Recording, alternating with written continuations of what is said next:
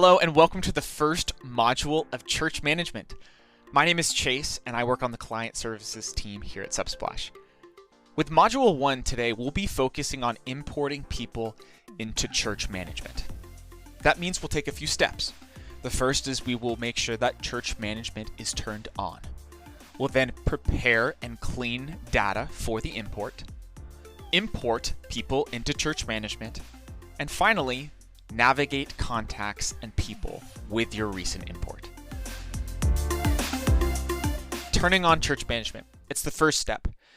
But before I talk about how it's enabled, I want to step back and talk about what it is.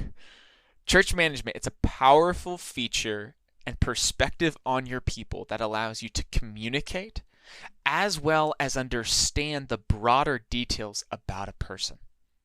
Now, right now within Subsplash, you have different areas you can go, different perspectives, you could say, to view the same person. So for example, on your dashboard, you could go to the giving section and you could view a person's giving details. That's that perspective. Church Management is a different perspective on the same person that gives you broader details. Custom details even, like whether they were baptized or what their membership status is. Now these details, they're all important, but when it comes to enabling Church Management, we first start by importing any donation history related to a person. So, if you intend to import any donor history, you will start by going to the left-hand side of your dashboard, scroll down to Settings, and do a giving import. If you go to this page, we have articles and how-to videos on how to do this. But what that means then is we start with a foundation. You have people with their giving information within your database.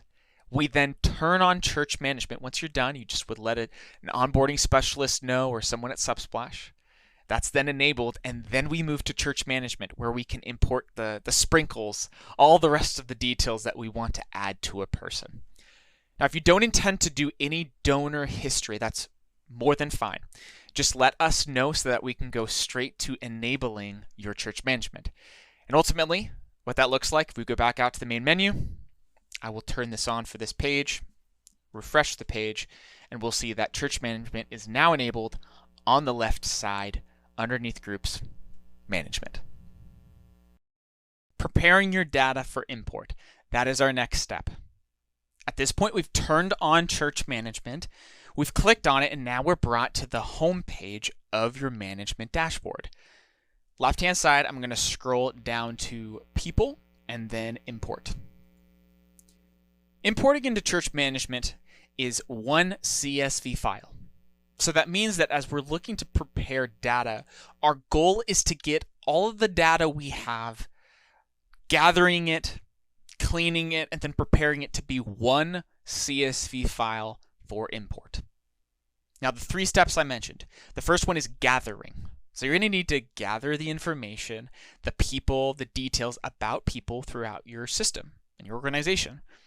Maybe that is one place. Maybe you have had a consistent record. Go to that place.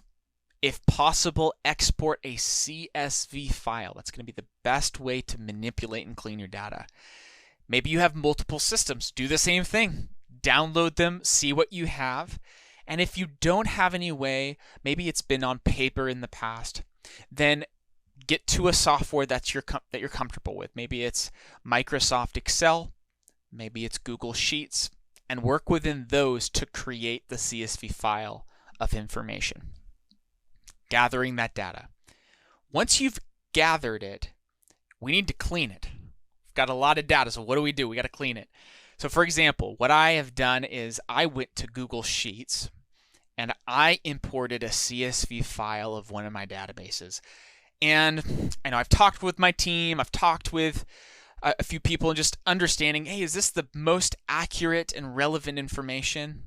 Okay, I think so. Maybe I've grabbed some other details from other systems just to make sure that I have the most up-to-date information. But we're going to start from this. We want this all to get to one place, so here's a file to work with. As we clean data, what we're looking at first is are the columns of information about people, are they relevant? And are they up to date?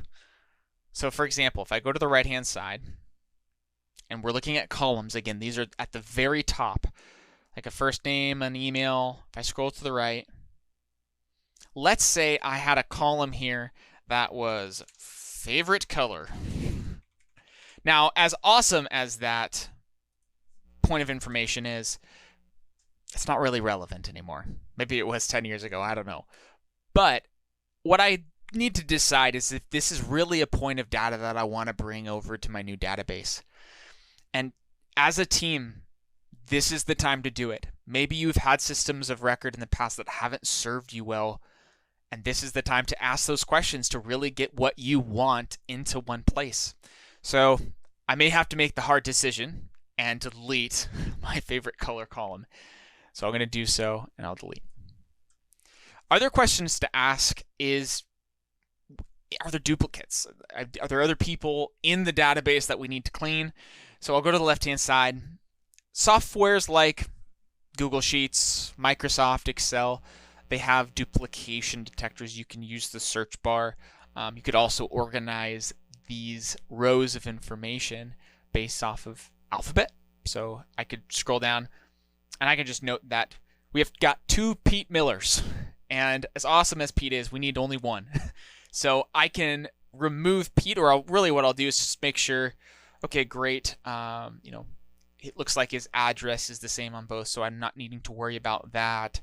Phone number is the same, so I can just delete that. Or if I wanted to bring certain details from his duplicated profile, I just want to make sure that's 1 line. Pete has 1 line of information. So we'll do that. We'll just delete one of Pete's lines. And now we've got 1. So either combining or removing duplicates, that's a really important step as we're cleaning data. Speaking of duplicates, a question to pose here is, how does the Subsplash system not duplicate a contact if it already exists in the database?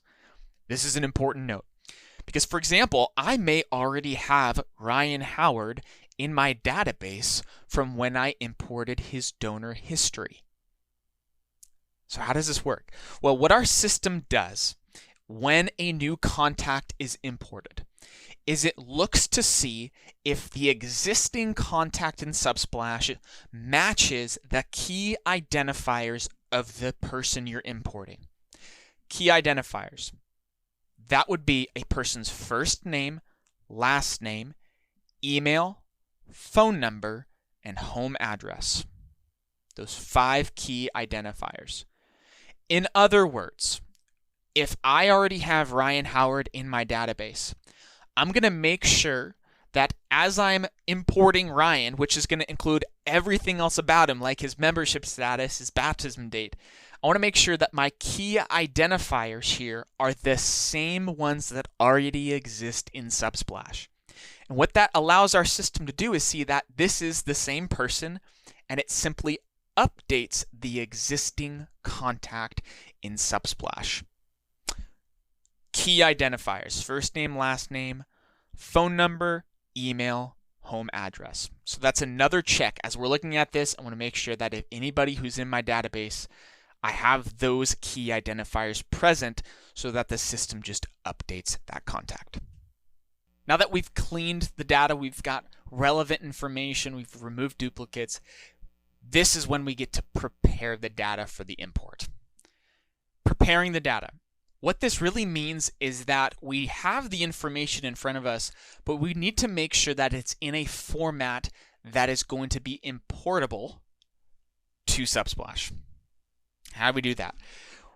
What our system does is it maps the existing column titles of your CSV. So for example, that would be like a first name, a last name, an email, a phone number. Now, out of the box, Subsplash has 150 different details that you can just map, and our system can most often identify that a phone number is a phone number, and so that's the type of information it is. However, you may have data points, you may have titled columns that are not default to church management. Now, to understand what those fields are, check out the Knowledge Center. We've got a list of the default options within Subsplash so you can understand what those columns may be.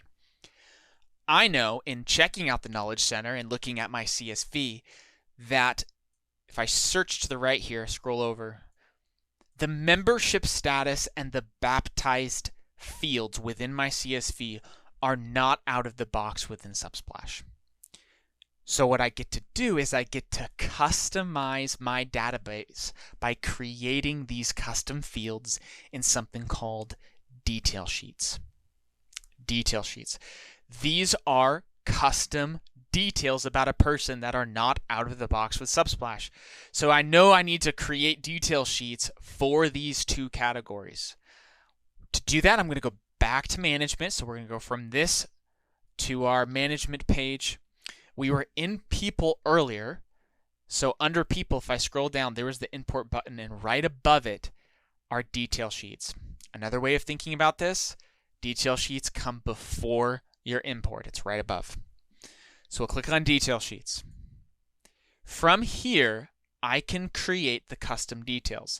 So I'm going to go to the top here under detail sheets, and I'm going to go to membership. Now, you won't see membership just because I created the membership detail sheet. So I'm going to click on this. I'm actually going to go to the three dots, and then I'm going to go to edit the membership definition, where if we go then to manage fields, we'll see that I have added membership status and the baptized details to this detail sheet. Right hand side, you can see it. There's membership status and baptized. Those are the same titled columns I have in my CSV. Now, how to create these fields, how to really create detail sheets, check out our article on how to do so. But what's important is that you can see that I've gone to this detail sheet section, I've created one that's called membership, and then I added a few fields within it. The other check that I'm doing is when I create these new detail fields, I need to make sure that the logic behind the field matches the data that I have in my CSV. A great example is that right now, these two fields as yes or no questions, check marks, would not be able to be imported into my management system because if we go back to the CSV, the detail within the column is not a yes or no question. Now there is member, great, and there's a baptized date, but the field that I had created is not calling for a date. It's calling for a yes or no question. So let's go back and we can actually change that really quick. If I click on membership status here, that's a yes or no question. So what I could do is I could just leave that there and go back to my church management database, and instead of saying member, I'll have it match the logic of the field by saying yes. And I'll do the same thing below for the rest. Because it's a yes or no field, and that's how I created it, I need to make sure that the details within the column match the logic. Now with baptized, I have dates. And within church management, I have a yes or no question. So I just need to go to the baptized field that I had created. I'm going to go to the data type section here, and instead of a yes or no, a true or false statement, I'm going to make sure that that's a date field logic. So we'll click on date. Now we have something we can map to when we import. It's not just a yes or no question. We need to make sure that it matches what we're mapping. So at this point, I should be set. We've got a yes or no question for membership status. I've got a date field that's going to fill in the baptized date that I created. We'll hit save. And then we'll go back to the CSV. So to summarize this last point, you're doing inventory of your database, looking at the columns of information. If there are any that are not included in Subsplash, you can create that as a custom field within a detail sheet. Make sure it's mapped appropriately. So that's to say the logic matches what the CSV has. Maybe you need to make some adjustments like I did to member just to say yes.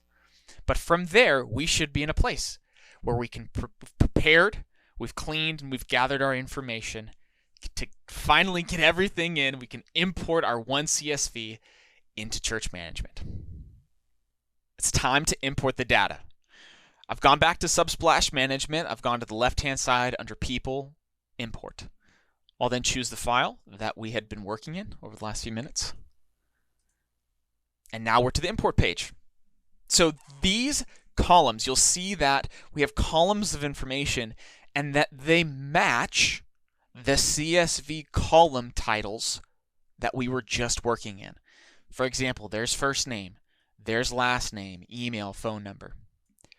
What our system does is it looks at those columns of information and does its best guess on what you're trying to map in Subsplash.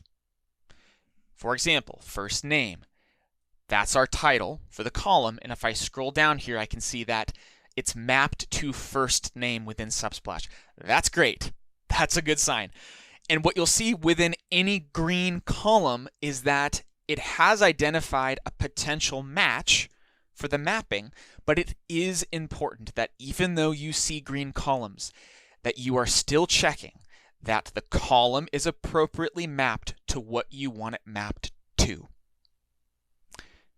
That becomes helpful as we get towards the end of these columns. So these all look great. I triple checked these.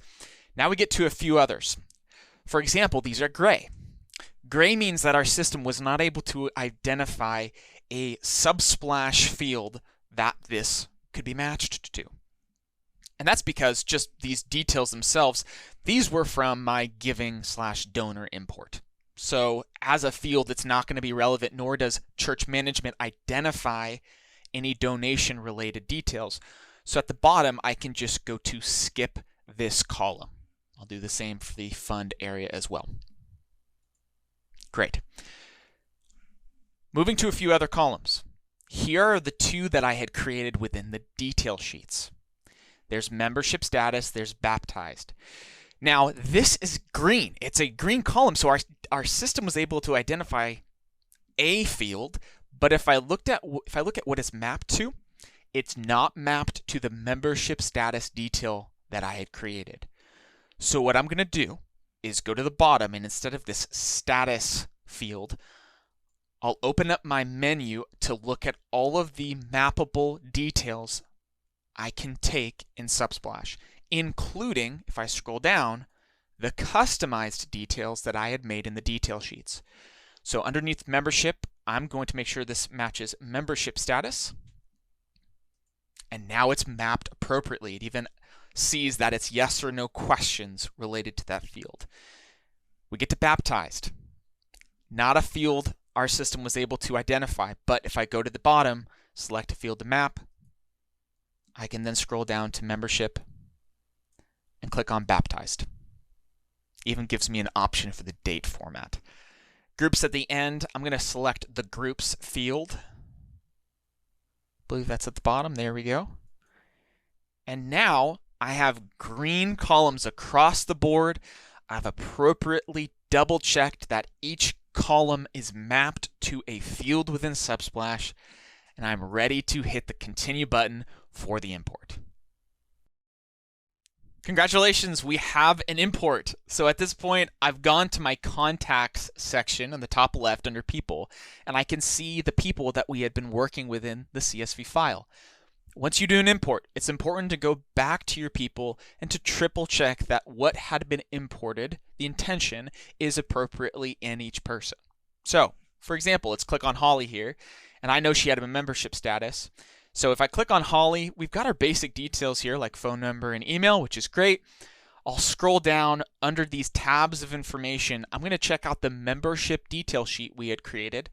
I'll click on membership, and here's her membership along with her baptized date. So that is a success. If we go back to contacts, as you work through these, maybe there are duplicates. Make sure you go to the merge feature on the left-hand side to merge those contacts.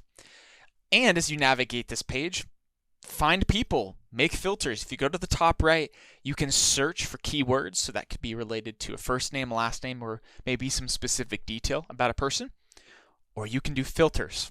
Filters allow you to create conditions that you're searching by, like an age range or a membership status, and it allows you to quickly get to the people that you want to be searching for and could potentially put in a group or a contact list.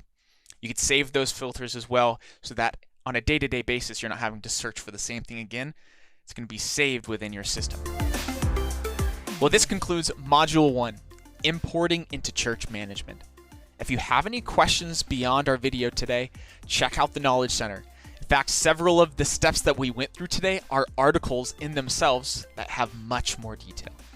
And if you do need assistance beyond that, we've got a great support team here to help. On behalf of Subsplash, thank you so much for watching.